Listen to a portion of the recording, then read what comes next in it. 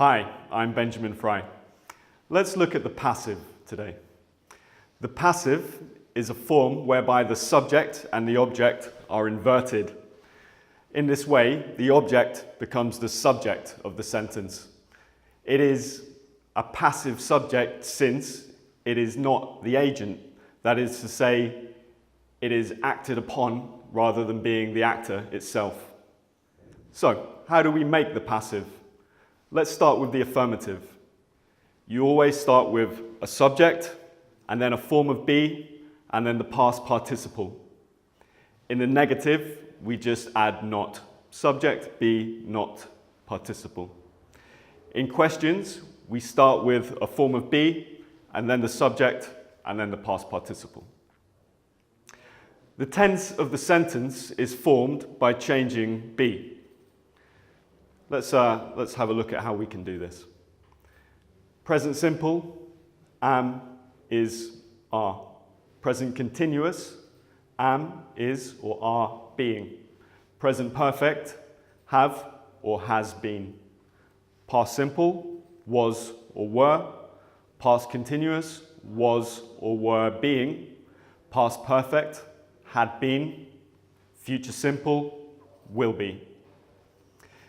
Be can also be combined with modal verbs and semi-modals.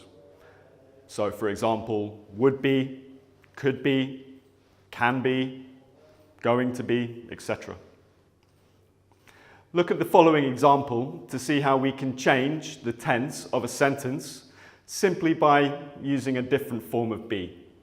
Pay attention to the time expressions used in these sentences. The office is cleaned every day. The office is being cleaned now.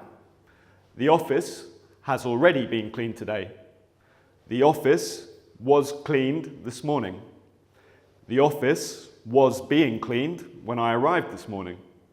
The office had already been cleaned by the time I arrived this morning. And of course, the office will be cleaned again tomorrow. So let's look at some of the uses of the passive. We use the passive when A, the agent is unknown. So for example, my car has been stolen. I don't know by who.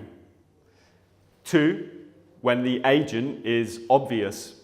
So for example, a man was arrested by police. Obviously. Number 3, when the agent is unimportant. So the office is cleaned every day. It doesn't matter to me by who. And number 4, to emphasize the object rather than the subject. So let's compare these two sentences. Firstly, an active sentence. James Cameron directed Avatar. So in this case, we are more interested in the director. And now in the passive, Avatar was directed by James Cameron. In this case, we are more interested in the film. So, the passive is often used with verbs that imply creativity, discovery, or destruction. Let's have a look at some of these verbs.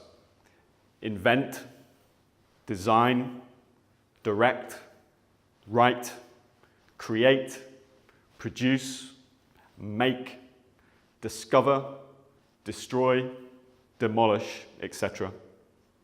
Let's look at some examples. Hamlet was written by Shakespeare. Ferraris are made in Italy. The Twin Towers were destroyed in the September the 11th attacks.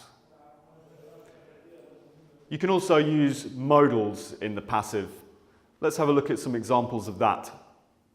Safety goggles must be worn at all times. It can't be done. It might have been put away. Another thing to consider is when the passive is an infinitive. So let's have a look at some examples of that. It needs to be finished by tomorrow. I want to be buried at sea. It would be better not to be seen. We can also have a passive gerund. So, some examples. I don't like being spoken to like that. He loves being told what to do. He quit after being reprimanded. The last thing to consider with passive sentences are sentences that have both a direct and an indirect object. So, they awarded him the prize for literature. That's an active sentence, and it can be made passive in two different ways. First of all, he was awarded the prize for literature, or the prize for literature was awarded to him. In the first example, the direct object, i.e. him, is given precedence in the sentence. In the second example, the indirect object, i.e. the prize for literature, is given precedence. In this case, the direct object should be introduced with the preposition to, so to him. Thanks for listening. See you in the next video.